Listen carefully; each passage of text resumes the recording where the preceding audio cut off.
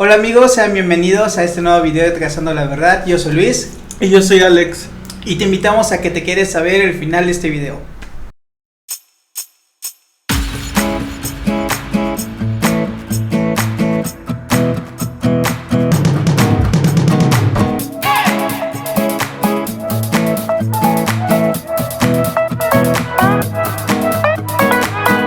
En este video vamos a intentar explicar un poco estos términos de manera de que podamos entender cuál es la importancia para nuestra vida como creyentes.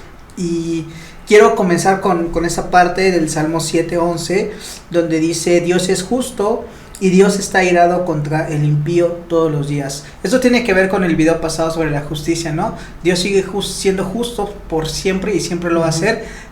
Y eso tiene una consecuencia. Aquellos que están en contra de Dios, que han hecho contra su voluntad, pues lo único que le espera es un juicio, ¿no? Porque dice aquí el Salmo que está airado el Señor. Y como ya lo vimos, la justicia exige ser aplicada a todos de manera igual. Esto quiere decir que, bueno, como recordamos, Dios es justo y por siempre va a ser justo. Y dos, es que pues aquellos que están en contra de su voluntad, aquellos que son enemigos de Dios, aquellos que viven en el pecado, pues está Dios airado con ellos, y en su momento Dios los juzgará y aplicará su ira. Y de esa manera pues entendemos que todos somos pecadores, todos reconocemos nuestro pecado, aún en lo más pequeño hemos pecado, todos vamos a ir a este juicio y pues Dios va a ser nuestro juez. Y entonces veremos qué nos toca a cada uno, ¿no? Entonces aquí podemos imaginarlo como un juicio legal, un juicio humano, por así decirlo, donde hay una parte que acusa a un imputado, por así decirlo, que quiere decir que alguien que se le está atribuyendo o se le va a comprobar que es culpable. Ante los ojos de Dios nosotros vamos a ser completamente culpables, eso no va a haber dudas, ¿vale? Pero estamos ahí, se nos va, podemos imaginarlo de esta manera, se nos van a poner los cargos y de alguna manera este juicio pues va a haber un veredicto también, ¿no? Ahora, vamos con expiación. ¿Por qué esta palabra es importante? Bueno, yo creo que han escuchado una frase que se utiliza mucho tal en películas y cosas así, que es un chivo expiatorio, ¿no? Y esto quiere decir que alguien va a tener que sacrificarse por alguien más, ¿no? Alguien va a recibir lo que alguien más iba a recibir para que alguien más sea salvado o pueda salir libre, ¿no? Pueda hacer otra cosa. Eso podemos explicar con la expiación, ¿no? Alguien va a tomar nuestro lugar. Alguien va a recibir lo que nosotros merecíamos. El detalle está de que a veces nosotros creemos o pensamos que podemos saltarnos esa parte y a veces ejercemos esto de las obras pensando de que eso nos va a ayudar a evitar esa parte, pero no es cierto. La justicia se va a cumplir y se tiene que aplicar. Nosotros vamos a recibir este castigo, pero si hemos sido salvados, ese castigo va a caer sobre, dice la Biblia, el Cordero sin mancha. ¿Algo más que quieras mencionar acerca de esto, Alex? Sí, tengo un versículo aquí que está en 1 Crónicas 6:49, que dice: Mas Aarón y sus hijos ofrecían sacrificios sobre el altar del holocausto y sobre el altar del perfume, quemaban incienso y ministraban en toda la obra del lugar santísimo y hacían las expiaciones por Israel, conforme a todo lo que Moisés, siervo de Dios, había mandado. Aquí vemos cómo en el Antiguo Testamento el pueblo de Israel, aquí encabezado por Aarón y por Moisés, realizaban expiaciones, ¿no? Es decir, está hablando de los sacrificios, ¿no? Que alguien tomaba el lugar del pueblo, ¿no? El pueblo merecía la ira de Dios, sin embargo, por eso se hacían expiaciones, se hacían sacrificios, ¿no?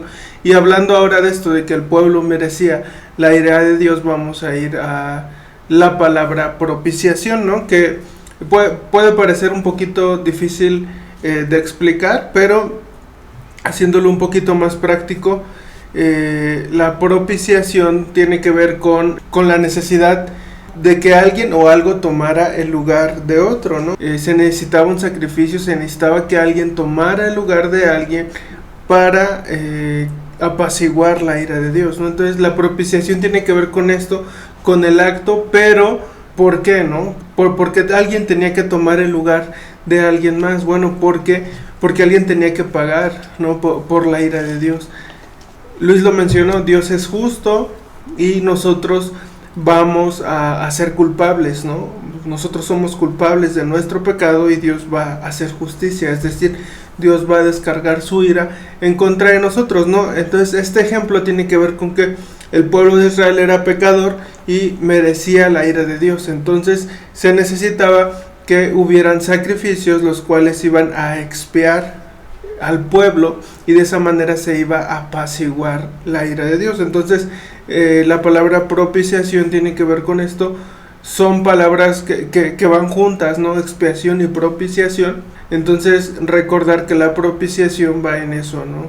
El pueblo necesitaba hacer sacrificios para apaciguar la ira de Dios, ¿no? Y es como conjuntamos la expiación y la propiciación, que no es lo mismo, pero van hacia el mismo objetivo, ¿no? La expiación tiene que ver con que alguien toma el lugar y la propiciación con que ese alguien que tomaba el lugar era con el propósito de apaciguar la ira de Dios. Y bueno, nada más para completar esta parte, si ustedes han escuchado sobre otras religiones, sobre culturas anteriores, antiguas, encontrarán que en muchas de ellas hay sacrificios para justamente apaciguar a los dioses o tenerlos contentos de alguna manera, ¿no? Y esto se ve mucho repetido en muchas culturas, ¿no? Sin embargo, en nuestra tradición cristiana, por así decirlo, no es que Dios necesite esos sacrificios. De hecho, si vamos a la Biblia, Dios está hastiado de todos estos sacrificios, ¿no? Pero si leemos entre líneas, como hemos dicho muchas veces, el plan de Dios ya estaba en toda la Biblia, ¿no? Y encontramos que Dios siempre ha sido el que ha provisto de un cordero y siempre ha sido el que de alguna manera a través de su amor, de su misericordia, ha reconciliado, apaciguado su ira en contra de los hombres, ¿no? Todos hemos sido pecadores y encontramos ejemplos de hombres en el Antiguo Testamento que fueron reconciliados con Dios y fueron utilizados por Dios y reconciliados después de su pecado, ¿no? Uh-huh. Entonces, la diferencia entre otras culturas, otras tradiciones, es que los sacrificios para nosotros no son necesarios, en el sentido de estar matando u ofreciendo animales o personas, no. Dios Dios mismo dio el único sacrificio necesario, el único sacrificio que podía abarcar todo esto, el único sacrificio que podía apaciguar su ira, ¿no? Y ese sacrificio es su propio hijo, ¿no? No necesita más sacrificios. De hecho, si vamos a leer la Biblia en el libro, en el Nuevo Testamento, muchas veces es mencionado que Jesucristo es quien ha ofrecido su vida por nosotros, y también encontramos que es el único, no hay más, no necesitamos más. Por eso nosotros no estamos ofreciendo sacrificios, porque eso no es algo que Dios está buscando de nosotros y es algo a lo que nos oponemos, ¿no? Los sacrificios, ¿por qué? Porque Dios no los desea. Dios ya puso su sacrificio a favor nuestro. Y bueno, ahora vamos a hablar sobre la imputación. Imputación también tiene que ver mucho con esto, ¿no? Y tiene que ver porque si vamos a la palabra imputación, quiere decir que a alguien como les di al principio, se les están atribuyendo, en este caso, ser pecador o ser culpable, ¿no? Sobre todo se utiliza en términos de leyes esta palabra, y se le atribuye a una persona ciertos cargos. En este caso a nosotros se nos atribuye el pecado. ¿Desde cuándo? Desde Adán y Eva, ¿no?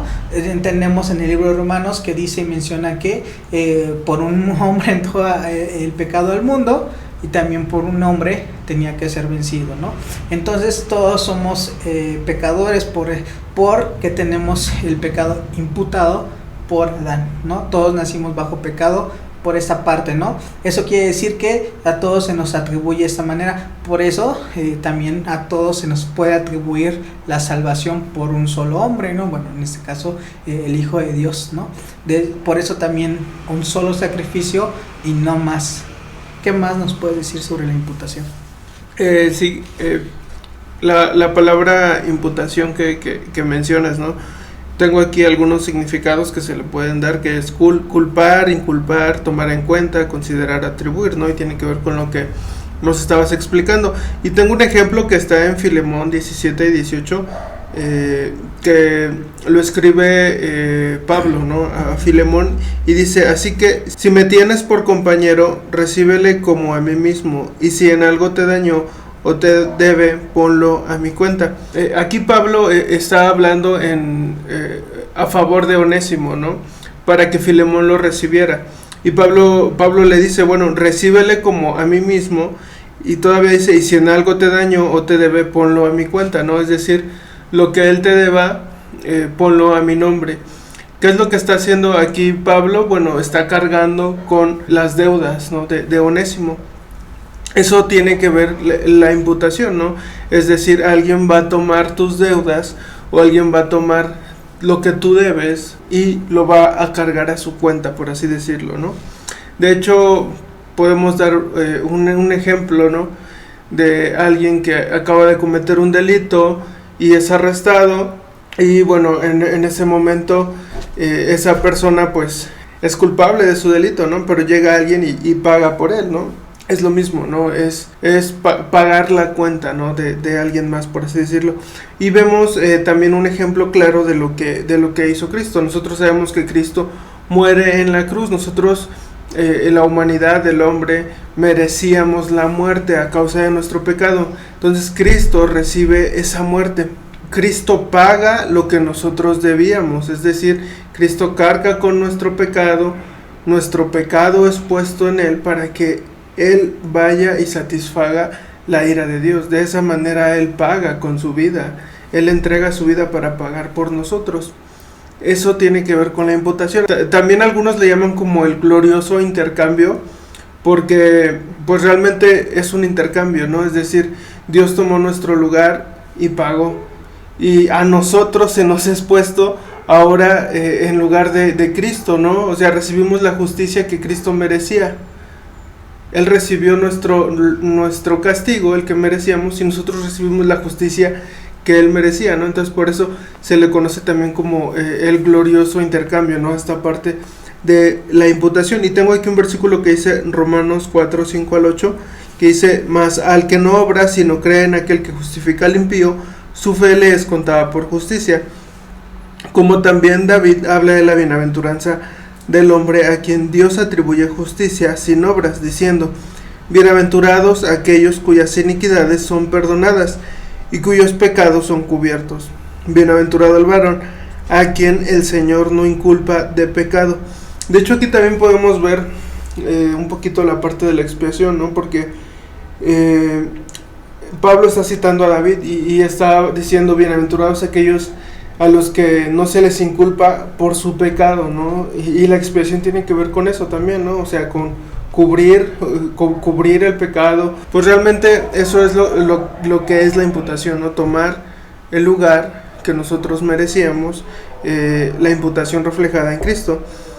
Ahora, hace ratito estaba pensando en un ejemplo que a lo mejor nos puede ilustrar cómo Dios siempre tuvo en mente, ¿no? Esta parte de Él poner o Él proveer de un sacrificio.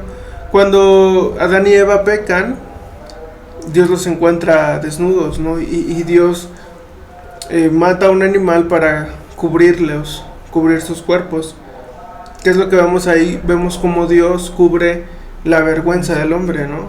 Vemos cómo Dios toma un animal para cubrir la vergüenza del hombre, ¿no? Y podemos ver reflejado ahí lo que Dios estaba planeando hacer, cómo Dios con la vida de Cristo la toma para cubrir nuestro pecado, ¿no? Y como lo menciona los versículos que hemos leído, pues cubre el pecado de la humanidad una vez y para siempre, ¿no? O sea, no es como en el Antiguo Testamento que necesitaban sacrificios continuamente, sino el sacrificio ya está hecho, ¿no? El pecado entró por un hombre y el pecado fue vencido por un hombre, o sea, ya está pagado todo. Y creo que eso es el centro, ¿no? De todas estas palabras, esos términos que acabamos de ver, que tienen que ver con la expiación, la propiciación y la imputación, ¿no? Ese es el centro, lo que hizo Cristo. Creo que es bueno que lo conozcamos porque inclusive se nos pueden enseñar, ¿no? Estas palabras, las podemos aprender, pero tenemos que entender el significado, tenemos que entender qué hay detrás de todo esto, ¿no? Y a lo mejor ya lo conocemos, pero es bueno, ¿no? Que lo tengamos siempre presente. Bueno, amigos, gracias por ver este video, por estar hasta este momento aquí. Por favor, manita arriba, comparte con tus amigos. Si te gustó, déjanos un comentario. Y pues nos vemos la siguiente semana con más contenido. Bye.